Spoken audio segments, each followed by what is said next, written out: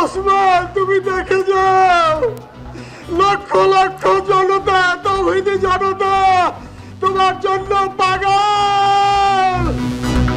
শরীফ ওসমান হাদির জানাজায় লক্ষাধিক জনতার ঢল, চোখের জলে বিদায়।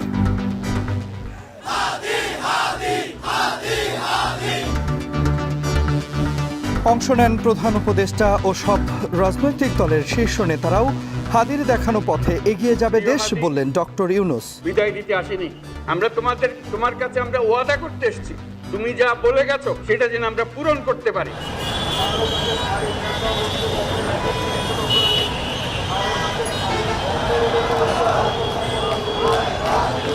আগামী 24 ঘন্টার মধ্যে স্বরাষ্ট্র উপদেষ্টা এই খুনের ব্যাপারে গত এক সপ্তাহ ধরে কি পদক্ষেপ নিয়েছে তা জনসম্মুখে জানাতে হবে। হত্যাকারীদের গ্রেপ্তারে নেওয়া পদক্ষেপ জানতে স্বরাষ্ট্র উপদেষ্টাকে 24 ঘন্টার আলটিমেটাম।